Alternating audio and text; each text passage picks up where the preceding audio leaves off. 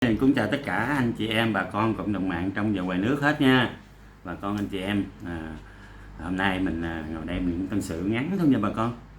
Bà con ơi, tại vì lớn tuổi rồi mà mình đam mê mình làm YouTube nha bà con.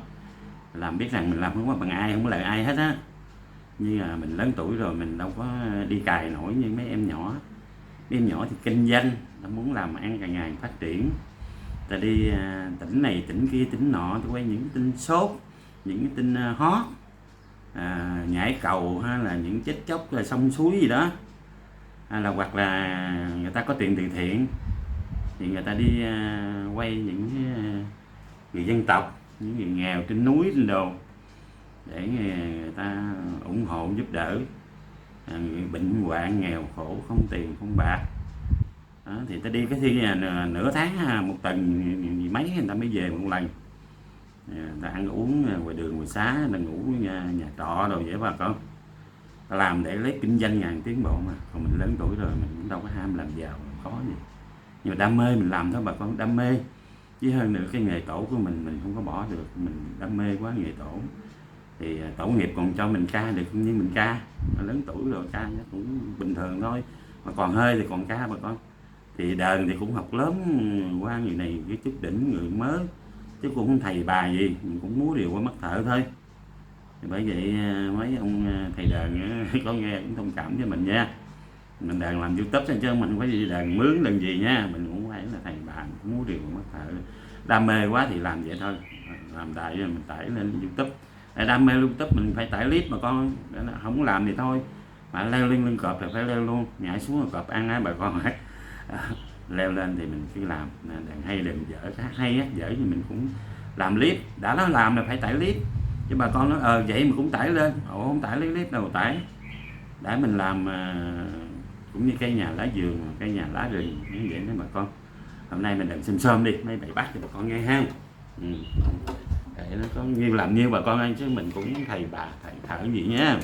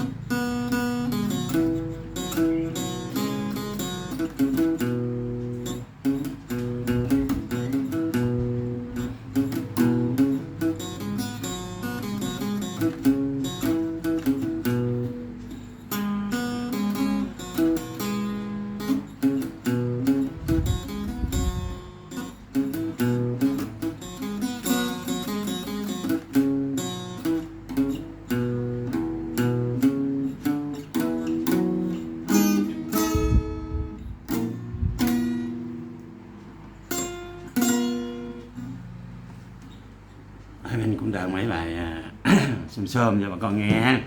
Giờ mình cũng chào tạm biệt bà con. Bà con ơi, dài quá nghe cũng ngán bà con. Mà ít quá thì nghe không có đã, không có dễ xét. Nghe thì dễ xét thì bà con có hay có vợ diện đừng chơi tội nghiệp mình. Mấy anh thầy đờn ơi, mình cũng làm YouTube nhưng mấy anh thầy đờn cũng đừng có thông cảm bổ ai, đừng nói gì hết không. Mình đam mê mình làm vậy thôi. Kênh mình yếu xìu yếu xìu lắm, mà đam mê làm vậy thôi chứ bà con ơi. Bà con thương tình vào ai chưa đăng ký thì nhớ đăng ký ủng hộ kênh mình, giúp đỡ mình để mình có động lực bà con.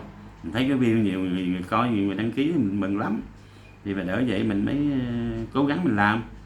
Còn nhiều khi chán nản bà con, lỡ leo lên cọp rồi mình đâu có nhảy xuống được bà con, nhảy xuống cọp nó ăn rồi cũng chết nữa. Bởi vậy bà con thông cảm thương mình ha. Thôi mình tạm dừng video này, mình chúc tất cả bà con anh chị em cộng đồng mạng lúc nào cũng vui tươi và khỏe mạnh hết nha. Mạnh khỏe là quan trọng bà con ơi. Vui vẻ là ngày nào cũng công việc làm ăn mình được suôn sẻ nha bà con. Để có khi thời gian nghe đàn thì dễ xét không, nhiều đàn không hay mình cũng nghe nó dễ xét đỡ buồn nha bà con. Chào tạm biệt bà con nhé.